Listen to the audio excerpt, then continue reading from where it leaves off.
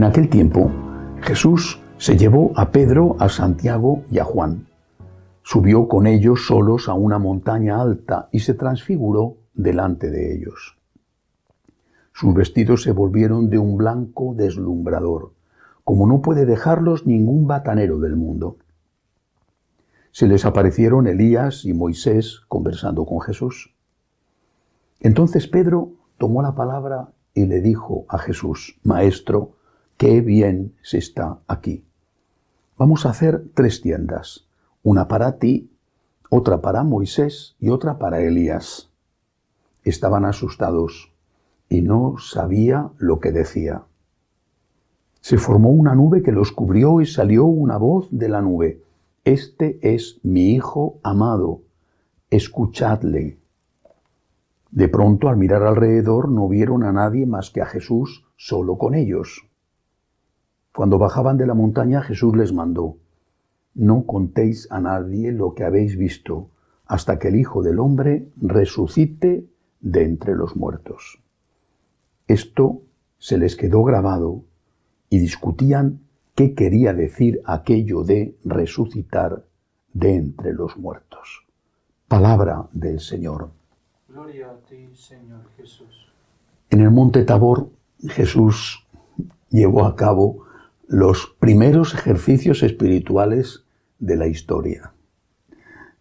Con aquellos 3 que eran su mano derecha: Pedro, el vicario de Cristo; Juan, el del corazón ardiente, al cual le confiaría el cuidado de su mamá; y Santiago, el primer misionero, el intrépido evangelizador que llevó la fe nada menos que a las tierras de España. La jerarquía, la mística, la espiritualidad, la misión, la evangelización, representados en esos 3 apóstoles. Ejercicios espirituales para ellos, con una teofanía, una manifestación de Dios. Una manifestación con invitados de lujo, Moisés y Elías.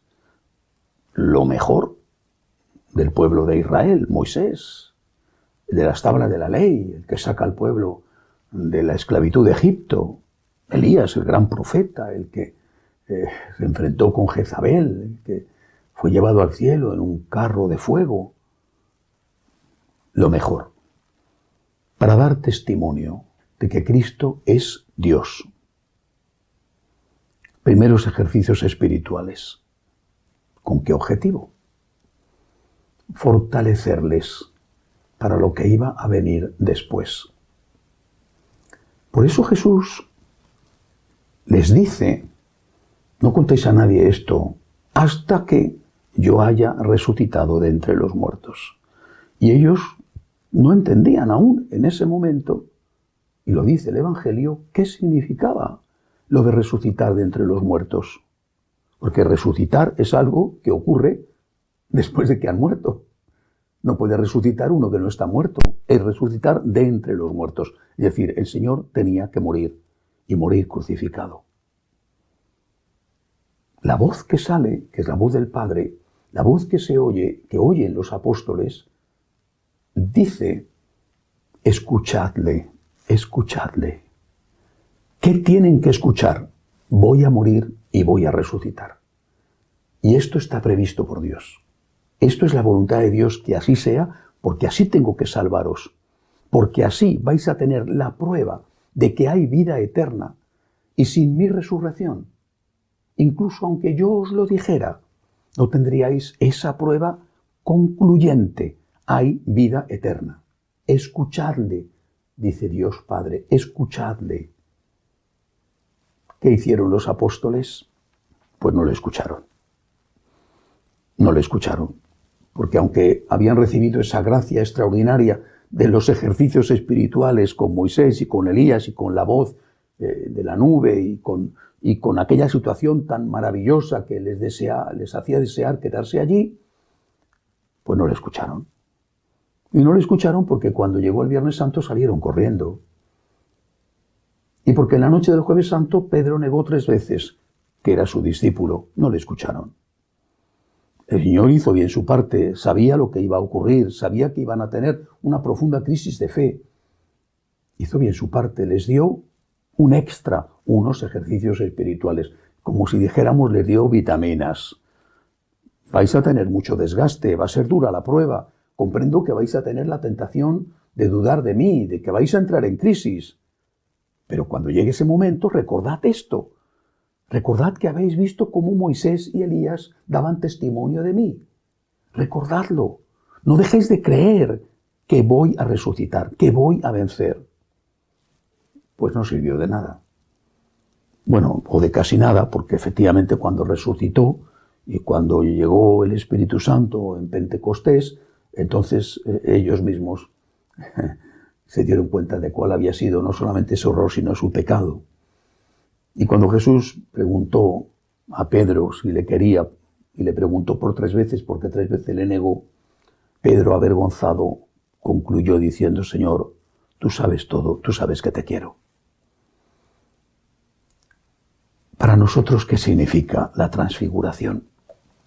Bueno, no hemos visto, al menos yo, no he visto nunca a Moisés y a Elías acompañando a Jesús, no he tenido visiones.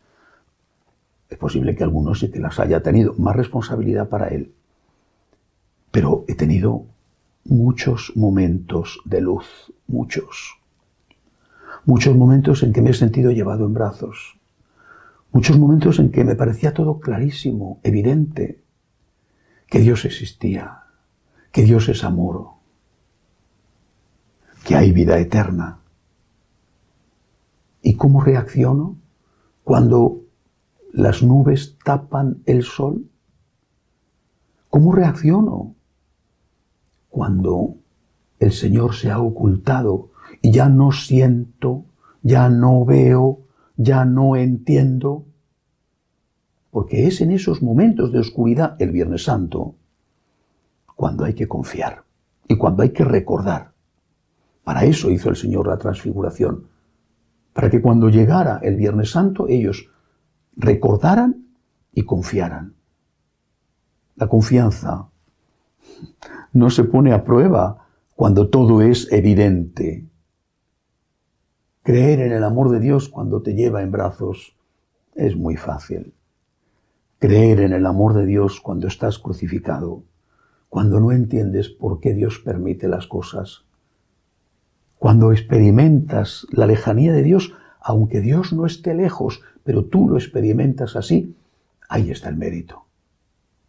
Nos ayudará la gracia de Dios, pidámosela, pero también el Señor nos ha dejado en nuestra historia personal esos momentos de luz para que los recordemos, para que echemos mano de ellos a fin de no caer en la tentación de alejarnos de Cristo, porque en esos otros momentos de oscuridad no vemos claro que Él sea Dios y que Él esté a nuestro lado. Que así sea.